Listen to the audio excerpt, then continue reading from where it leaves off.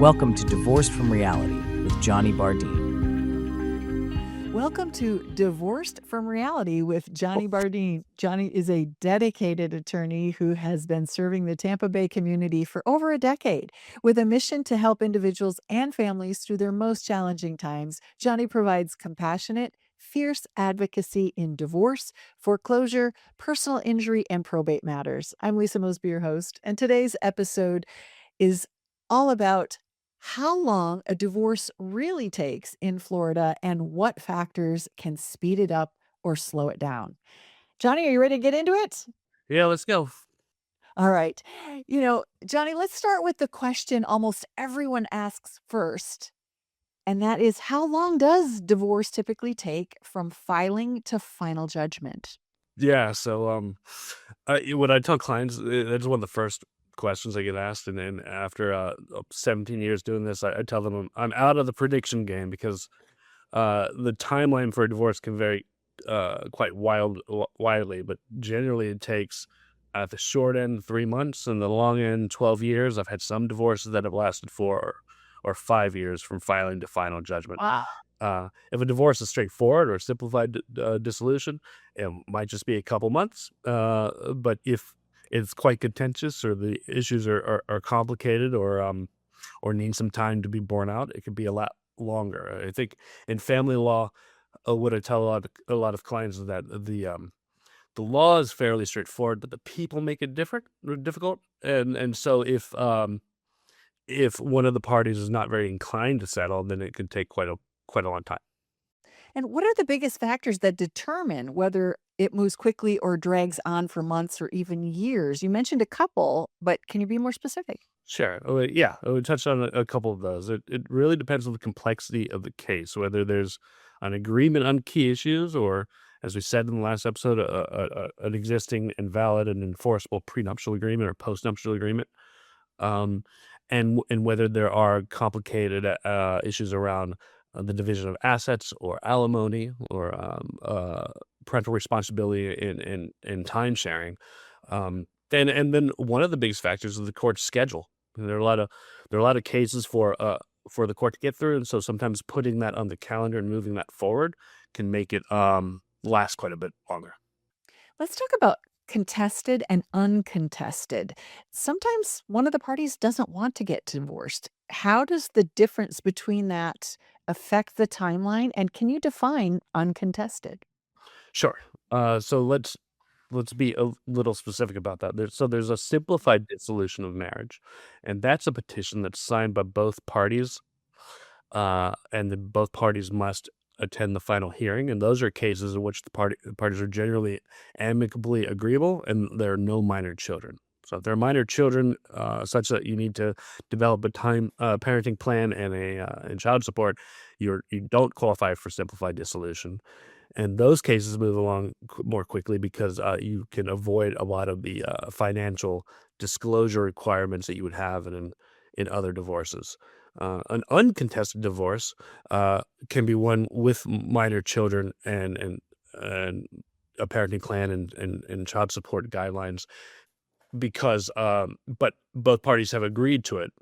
It's relatively early in the process, and you still have to go through some of the financial disclosure. But then what generates from that relatively quickly is a marital settlement agreement. A contested divorce is exactly what it sounds like. It can be very litigious, and it has to do when there are broad disagreements between the parties about those major issues, the division of assets and liabilities, or the entitlement and amount of alimony, or and most common, I think that the parenting plan and child support when there are minor children. Whether one party wants to get a divorce or not uh, doesn't matter insofar as one party is entitled. One party who wants the divorce is entitled to one, but it does complicate it in terms of the timeline for the divorce if the other party is trying to be obstinate on purpose simply because they don't want to get divorced. And you mentioned children. So if children are involved, how does that usually impact how long the case takes? I understand they have to come to agreement and terms, but is there a big difference in cases that have children involved? Absolutely. When children are involved, the timeline typically will extend. Florida courts prioritize the best interests of the children, which means custody arrangements, child support, and visitation that must be thoroughly evaluated. Sometimes there are factors in there, like an issue on one of the on the part of one of the parents with perhaps a substance abuse issue or mental health issue, and in those cases, the court would generally create some safeguards along the way or require some evaluations and testings and things like that. So that process can add some time, especially if there are disagreements along the way. And Johnny, we've talked about court schedules in the past. Many people assume that hearings happen right away. What does the court schedule actually look like in most Florida counties, and how much backlog is there when it comes to timing?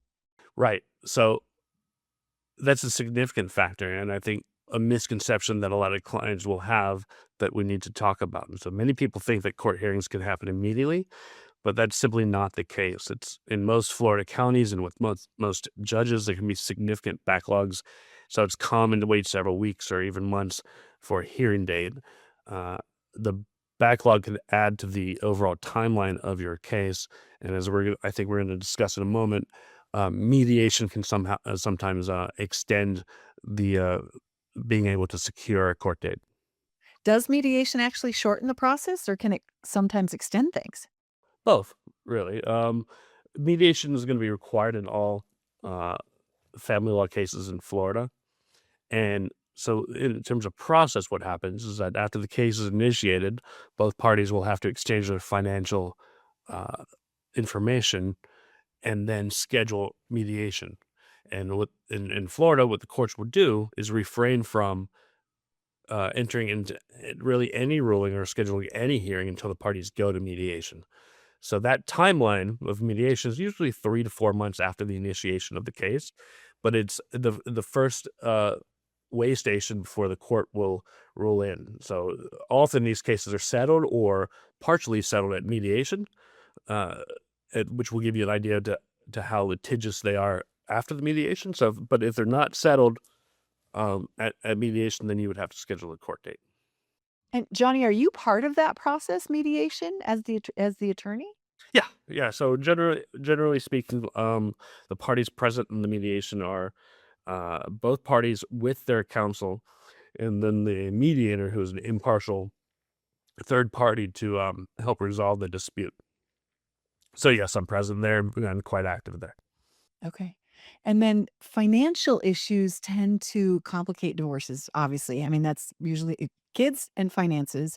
How do disputes over assets, debts, and business ownership affect how long the case remains open? Well, the statute in Florida is fairly instructive and is generally fairly written. And so what the court would do, they have to make a decision is put all the assets and liabilities in a bucket and split it in half. But there are a bunch but that's a very simplistic view. So there are a lot of other factors that can make this last longer. For example, if the parties ran a business together and deciding how to divide that business, or if one party turns out to have dissipated marital assets during the course of the marriage, meaning that they've spent money or incurred debts that the other party wasn't aware of. Uh, the party who was injured might be entitled to an unequal distribution of assets. So, although at first blush the equitable distribution of assets and liabilities is fairly simply written, there are other factors that I think could complicate the matter and extend the timeline. The thing that popped into my head as you were answering that question is, talk about retirement plans. Can do we split our retirements? How does that work when we're dividing assets? So that's a really good question, and one that I think takes some client education at the front end, because ge- I think most clients come into that believing reasonably that the retirement they worked for in their job is going to be theirs to the exclusion of the other party, and that's simply not the case. Retirement accounts are marital assets subject to equitable distribution. So the general rule is that retirement benefits that were accrued before the marriage will be the separate non-marital property of the party, but the value of which that accrued from the date of the marriage forward is marital property, and so it's both of their retirement accounts. So that's going to be divided, and that process can be quite complicated as well. And does the time that you were married factor into that? I'm sure it does, but let me rephrase the question. How does the time that you were married, the length of time you were married, factor into that? Well, like I just said, to the extent that we divide retirement accounts, the time that matters is when you were married to when you either were separated or filed for divorce.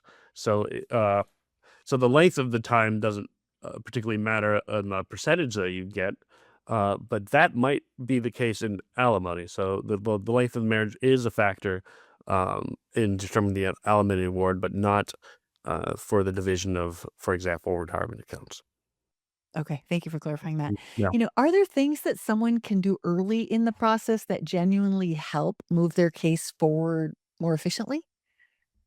Yeah, being proactive. This is an anxiety-inducing process, and so I think sometimes there's a tendency to be avoidant because of that anxiety, or to be like an ostrich with your head in the sand. But what you need to do at the outset is to start gathering all the necessary documentation early that's going to make your case move along quickly and my job easier. So you need to respond promptly to requests and maintain open communication with me.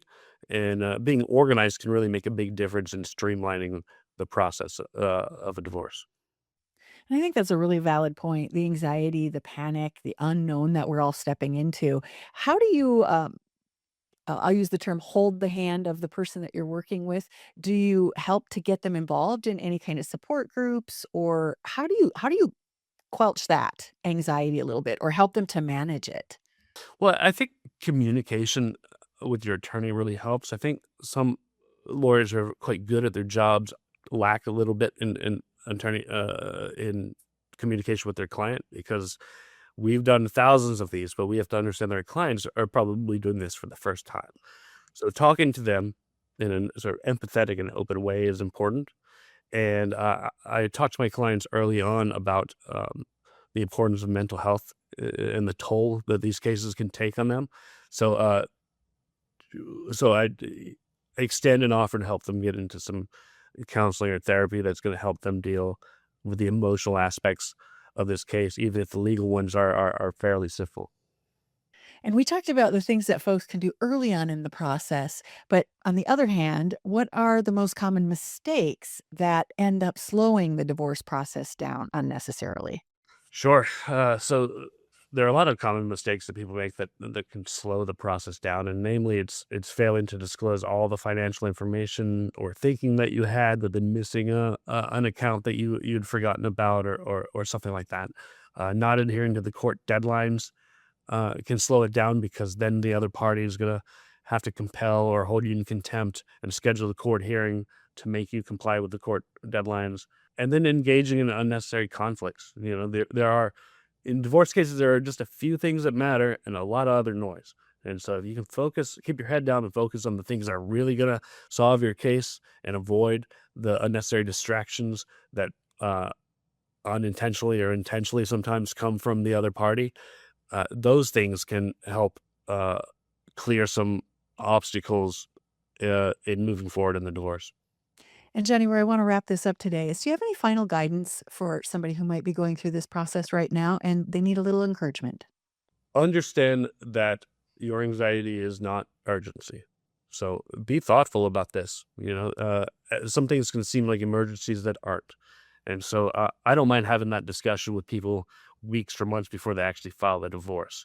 So be thoughtful about it. Start gathering up your documents, and create a strategy to move forward with this, rather than being far flung into it without being ready. Thank you so much for your insights today. We appreciate it. Thank you so much. Folks, thank you for listening to Divorced from Reality with Johnny Bardine. For more information, to connect with Johnny, visit BardineLawFirm.com. Don't forget to like, leave a review, and subscribe to the show so you don't miss the next one. We'll see you there. Thank you so much.